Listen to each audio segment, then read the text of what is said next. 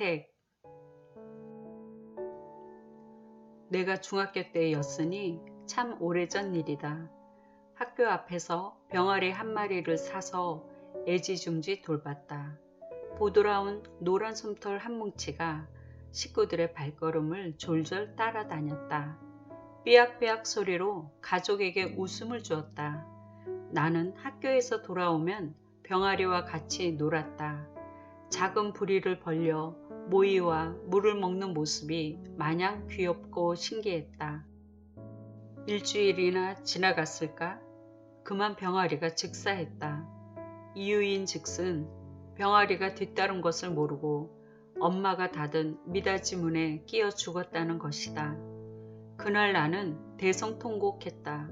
거의 한 달 이상 병아리 생각을 하면서 눈물을 흘렸다. 병아리에게 쏟은 정이 컸던 것 같다. 얼마 뒤에 외할머니께서 돌아가셨다. 할머니는 나를 참 사랑해 주신 분이다. 그 소식을 듣는데 어이없게도 내 눈에서는 눈물 한 방울 나오지 않았다. 고작 며칠 키운 병아리의 죽음 앞에서는 엄청 눈물을 쏟았는데 오히려 나를 사랑하고 잘해주신 그분의 소천 앞에서는 어찌 이리 맨송맨송한지. 머리로는 할머니를 더 사랑하고 그래서 울어야 할 만큼 슬픈 일인 줄 알겠는데 내 감정으로는 병아리를 더 애석해 하고 있으니 나 자신도 황당했고 할머니께 죄송했다.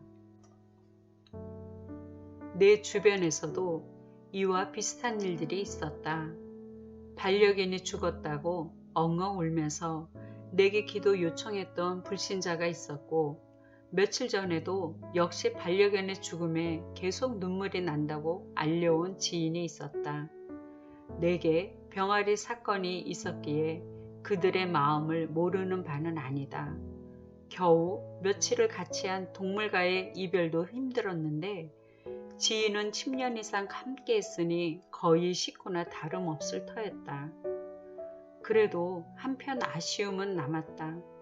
나를 사랑하시는 예수님을 위해 그런 눈물을 흘려보았나를 묻고 싶었다.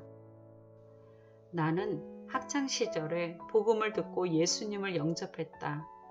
예수님이 나를 위해 큰 고통을 당하고 십자가에 못 박혀 죽으셨다고 누누이 들었지만 그 당시에는 솔직히 눈물이 나오지 않았다.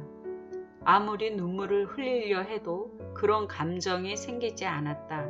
마치 병아리 죽으면은 펑펑 울었지만 외할머니 죽으면은 덤덤한 심정이었던 것과 같았다. 왜 예수님을 위해서는 눈물이 안 났을까? 마르다, 마리아는 죽은 오빠 나사로의 무덤 앞에서 애통의 눈물을 흘렸다. 그 모습을 지켜보신 예수님도 눈물을 흘렸다. 그러나 두 눈물의 의미는 달랐다. 마르다 자매들의 눈물이 오빠의 죽음을 한탄한 인간적인 눈물이었다면 예수님의 눈물은 부활을 믿지 못하는 사람들을 심령의 비통이 여기시고 불쌍히 여겨 흘리신 눈물이었다. 죄의 근원을 깨뜨리시고 사망을 부활로 바꾸시는 하나님의 아들 예수님을 믿지 못하고 자신의 문제에만 갇혀 사는 소망을 잃어버린 인류를 위해 그분은 오늘날도 울고 계시리라. 이처럼 같은 눈물이라도 색이 다르다. 우리는 내가 더 사랑하는 것일수록 눈물을 많이 흘리지 않을까? 사랑하는 이의 죽음 앞에서 당연히 많은 눈물을 흘릴 것이며 평생 애지중지한 재산이나 건강을 잃어버릴 때 비통의 눈물을 흘릴 것이다. 누구나 자신이 가장 사랑하는 대상을 두고 가장 많은 눈물이 바쳐지리라. 전에 알았던 여목사님은 자신의 신세 한탄에 대한 눈물을 어마어마하게 쏟았지만 예수님에 대한 눈물이 없어 고민을 했다. 어떻게 하면 예수님의 십자가를 보고 눈물을 흘릴 수 있을까? 그러다가 십자가에 자기가 가장 사랑하는 아들이 못 박혀 죽는 모습을 상상해 보았다. 눈에 넣어도 아프지 않을 아들이 십자가에서 끔찍하게 죽은 모습을 그려보다 마침내 하나님 마음이 체휼이 되어 통곡을 했다. 그 뒤로는 예수님을 생각하면 눈물이 나왔다고 한다. 누군가는 영화나 드라마를 보고 흘리는 눈물은 값싼 눈물이라고 하며 자신을 위해 흘리는 눈물보다 남을 위해 흘리는 눈물을 더 고귀하게 여긴다. 그 말이 맞는 말이기도 하지만 나에 대한 충분한 애통의 눈물이 있어야 남을 위해 눈물을 흘리지 않을까? 그 눈물을 거슬러 올라가면 나를 위한 쏟아낸 많은 눈물이 있다.